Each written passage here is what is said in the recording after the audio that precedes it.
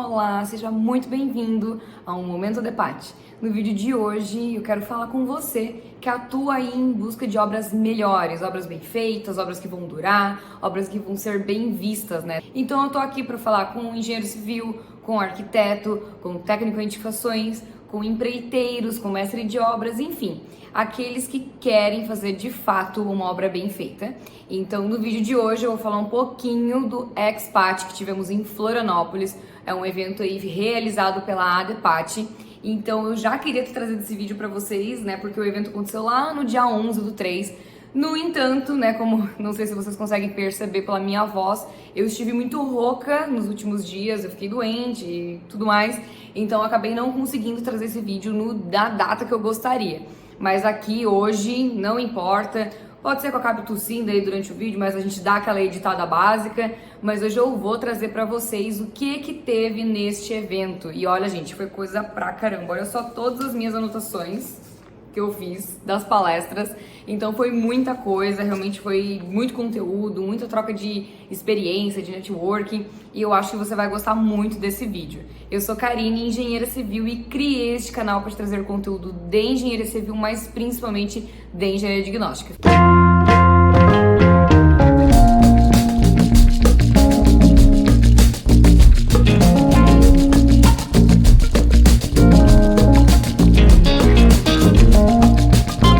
Aqui bem cedinho da minha cidade, né, Joinville, Santa Catarina, rumo a Florianópolis, e é isso que eu acho mais legal dos eventos, né, do Expat, porque eles ocorrem em diferentes estados do nosso Brasil, e justamente por isso, para conseguir levar esse evento presencial a cada vez mais pessoas, porque de fato às vezes a gente não consegue se deslocar muitos quilômetros, é custo de avião ou ônibus, custo de hotel, custo de alimentação, então se torna muito custoso, né, para as pessoas estarem indo até um evento num local muito distante, e o Expat é justamente para isso, para levar esse evento presencial, que é algo que eu acredito que a gente precisa retornar, né, aos eventos presenciais. A gente teve a pandemia, infelizmente, que abriu portas para muitas coisas interessantes, né, eventos online e tudo mais, coisas que a gente não tinha antes.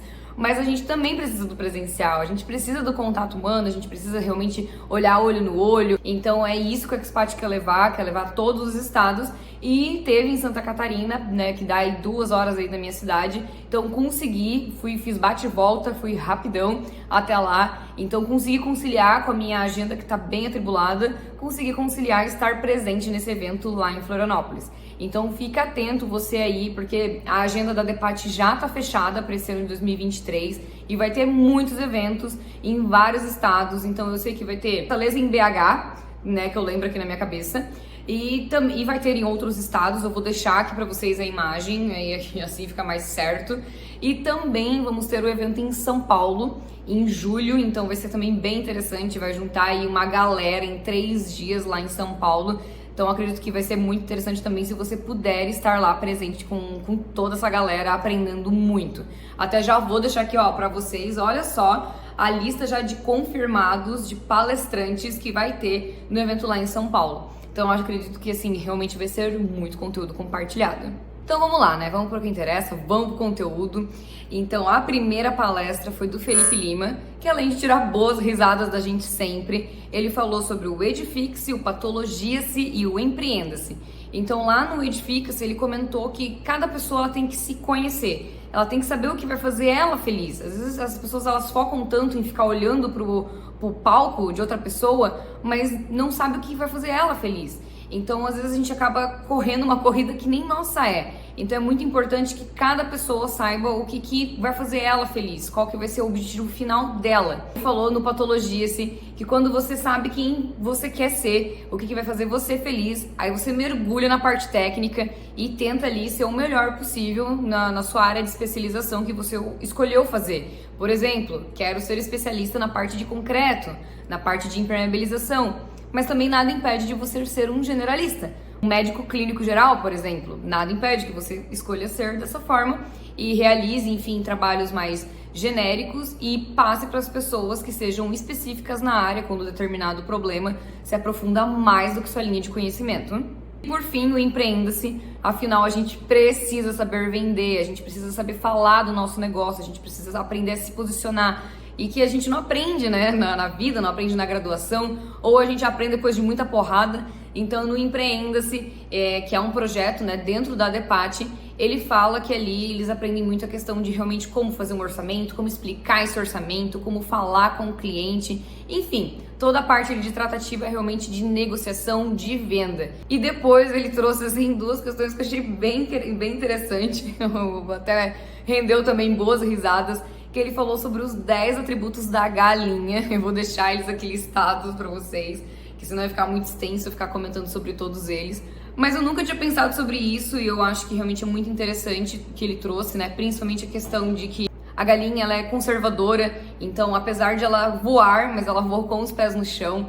Então, de a gente também, né, voar, a gente ir, conhecer, mas também não dar passos maior que a perna, né? Ou não voar sem, de fato, ter aquela certeza. Então, voa, mas voa com os pezinhos no chão.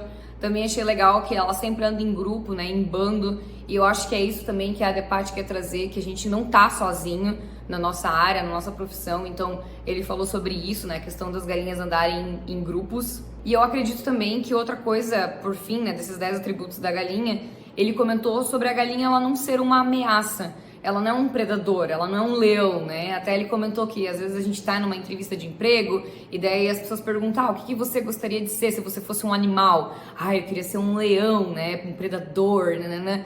E muitas vezes a gente não pode ser um predador, porque quem que vai querer andar com um predador?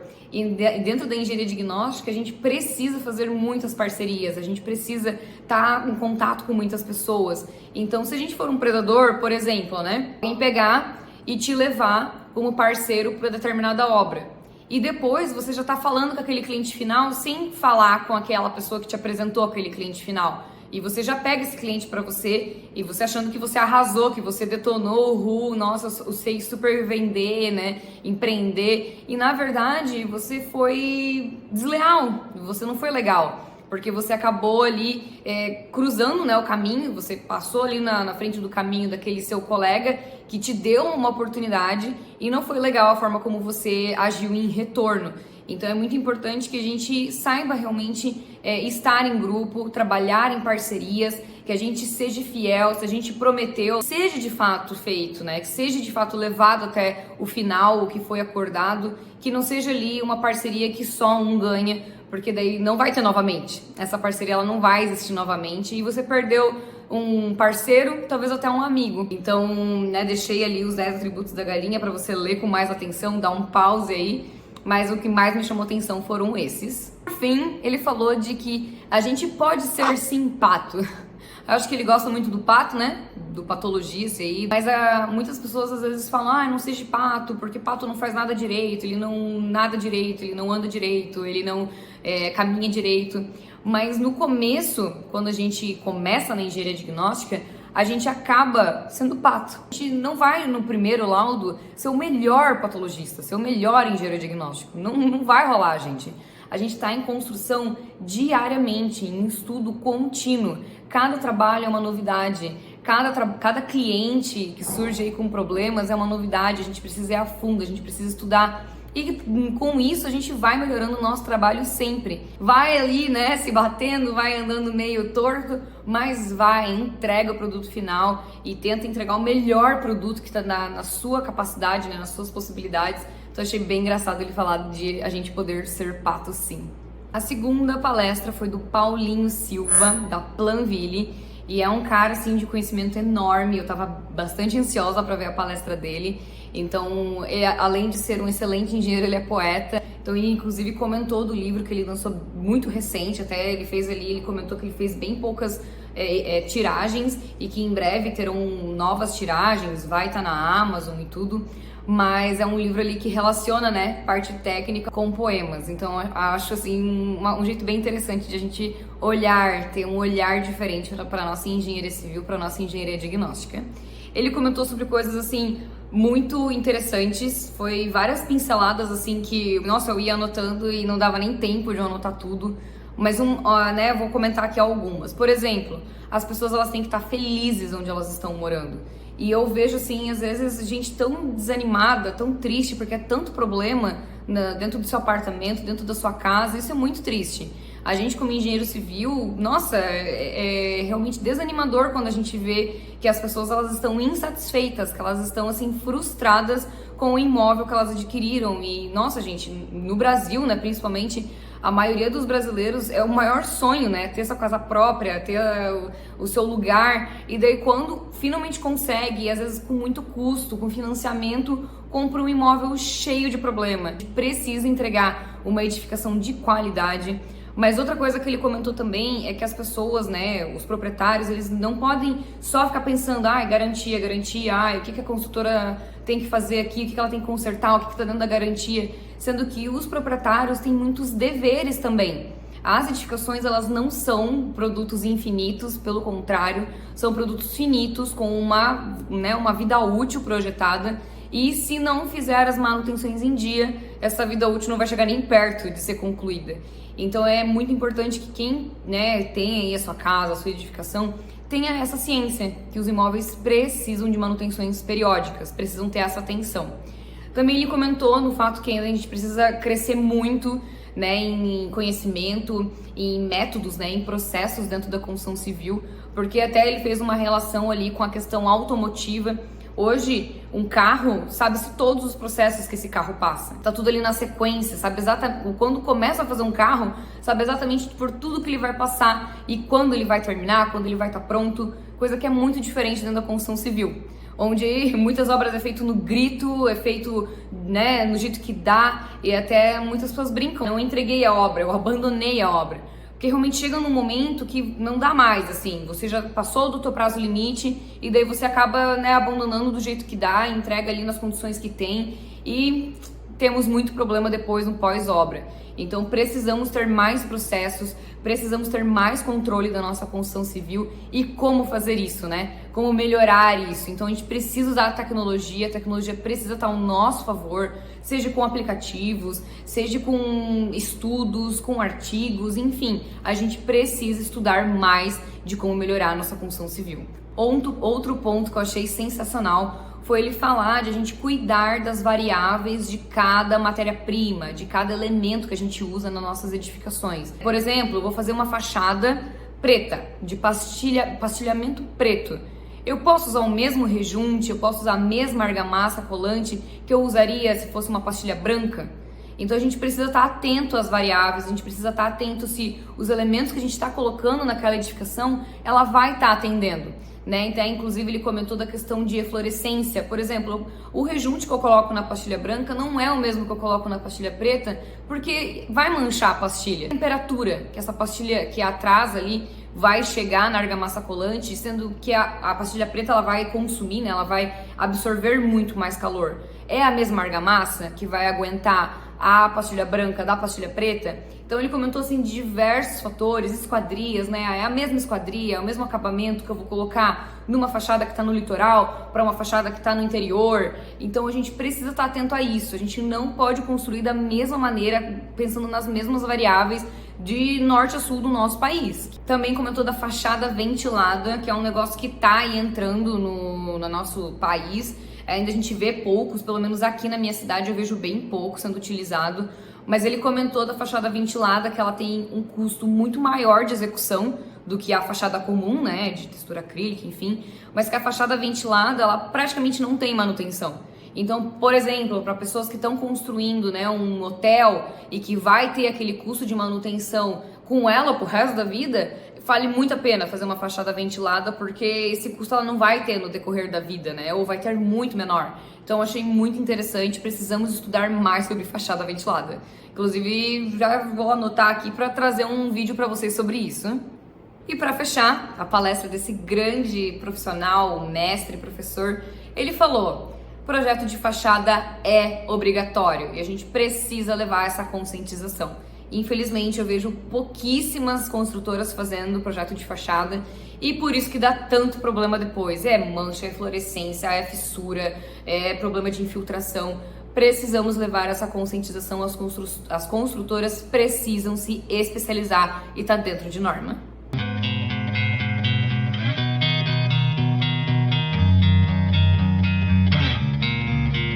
Lembro você que eu posto os vídeos aqui neste canal todas as quartas-feiras às 11h45. E se você não está recebendo as notificações é porque você ainda não é inscrito aqui nesse canal. Então é super simples, basta você rolar aqui um pouquinho a tela que vai ter um botão escrito inscreva-se logo abaixo do vídeo. Só clicar ali, ativar o sininho para você receber todas as notificações e não perder nenhum conteúdo que eu trazer aqui para você. Então depois aí do coffee break, onde a gente conversou bastante, podemos trocar ideia com outros profissionais, né, fazer ali um networking, a gente foi para a palestra do Felipe Zak e ele falou sobre algo que todo mundo acho que sofre diariamente. Ele falou sobre as nossas rodovias. No Brasil ainda a gente tem rodovias muito precárias, a gente tem muitos veículos, né? Hoje geralmente as famílias têm, né, mais de um veículo e tá tudo isso na rua, diariamente. Então a gente precisa duplicar nossas estradas, a gente precisa ter estradas melhores para realmente gerar um escoamento, né? Que as pessoas consigam usar as rodovias da melhor maneira possível, chegando ao seu destino de maneira segura, num tempo razoável. Então ele falou assim de diversos cuidados que a gente precisa ter, né, no projeto. Ele comentou que as concessões das rodovias têm agilizado esse processo de modernização das nossas rodovias, porém que ainda tem muita resistência a novas tecnologias, a utilizar desde elementos para drenagem até no próprio pavimento. Então existem hoje tecnologias maravilhosas que a gente poderia já estar utilizando dentro do nosso país. Precisamos ter mais tecnologia na nossa construção civil e que envolve as nossas rodovias. Aí falou de coisas assim que infelizmente ainda fazem errado, mas porque, né, não estamos colocando mais tecnologia dentro das nossas rodovias. Então, falou, por exemplo, daqueles canais de concreto que temos nas laterais das vias e que é muito perigoso para causar acidente. Temos falta de drenos, então acontece de a gente ter acúmulo de água sobre o pavimento que dá ali aquela aquaplanagem, né, que a gente acaba vendo aí diversos veículos que rodaram na pista até que capotaram. Falta de manutenção da vegetação, então às vezes a vegetação está até invadindo a via, está invadindo ali o acostamento e como que você vai parar de maneira segura. Falou dos dissipadores de energia, então por exemplo, né, aqueles dissipadores que nos ajudam na frenagem ali do veículo. Falou sobre o cobrimento mínimo, né, de bueiros, revestimento das valas. Então assim, vários detalhezinhos que precisam ter atenção quem aí está responsável pelas nossas rodovias. Falou também sobre o controle de deflexão do nosso pavimento, que infelizmente, né, os pavimentos do nosso país, eles são dimensionados para 8 toneladas por eixo, porém, a fiscalização permite até 10 toneladas e acontece de não ter somente até 10 toneladas. Muitos caminhões trafegam nas nossas rodovias com 14 toneladas. Então pensa, nosso pavimento ele foi projetado para 8 toneladas e tem gente andando nela com 14 toneladas por eixo. É óbvio que o nosso pavimento não vai aguentar, vai fissurar, vai dar buraco, enfim, vai dar vários problemas, né? Vai dar aqueles trechos que dá aquelas baixadas, então vai dar muitos problemas. A gente precisa estar com mais cuidado, mais fiscalização e quem também utiliza aí a via, né, os caminhões, que tenham mais atenção nisso. E falou sobre a sinalização. Que, gente, pasmem, sinalização tem vida útil. As sinalizações, elas precisam ser revitalizadas. E quantas vezes, né, a gente não passou por uma rodovia que tá ali com a faixa super apagada, que a placa já não se nem lê mais o que tá escrito na placa, ou que às vezes tem mato, né, na frente da placa. Então as sinalizações, elas precisam ser revistas periodicamente também, e isso diminui muito a ocorrência de acidentes. Então a gente precisa estar atento às nossas rodovias, que é um canal que todos nós usamos diariamente e a gente precisa aí que quem é responsável por elas esteja agregando tecnologia, atenção e fiscalização. E depois da palestra do Felipe Zak, a gente foi almoçar, um almoço bem gostoso ali, que a coordenação, né, da ADEPAT conseguiu ver junto ao hotel. Então almoçamos todos nós juntos lá no hotel mesmo. Uma comida super gostosa e que também proporcionou mais um momento de networking. Então foi bem legal, a gente não precisou nem ter que se deslocar nada. E é isso uma das coisas que eu gosto bastante também dos eventos da ADEPAT, que eles estão sempre prestando atenção no público, né? Prestando atenção se a gente está confortável, se a gente precisa de alguma coisa, se a gente, enfim, né? Então tem sempre aquela aguinha, aquele café gostoso, né? Para dar aquela acordada, tem um banheiro próximo, eles sempre já estão em busca, né? De dizer onde dá para almoçar, onde dá para se hospedar. Então realmente é bem interessante esse cuidado que eles têm com cada um porque como eles mesmos dizem, né, a ADEPAT é uma família. A gente tá ali realmente para todo mundo crescer em alto nível. E eu vou encerrar esse vídeo por aqui, porque eu acho que ia ficar muito extenso falar da parte da tarde. Então eu vou encerrar ele por aqui e vou fazer parte 2 desse vídeo, porque realmente eu anotei muita coisa e agora, passando aqui pra vocês, que eu vi como esse vídeo vai ficar longo. Então aguardem a parte 2 na próxima quarta-feira, né? Até mais!